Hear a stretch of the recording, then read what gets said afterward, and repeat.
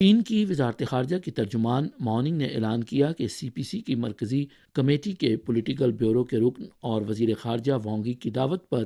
روسی فیڈریشن کے وزیر خارجہ سرگئی لاوروف 8 اور 9 اپریل کو چین کا سرکاری دورہ کریں گے۔ سنگاپور کے اخبار لینہا زاؤباؤ کی ویب سائٹ کی ایک رپورٹ کے مطابق جنوب مشرقی ایشیا کی صورتحال رپورٹ 2024 کو باضابطہ طور پر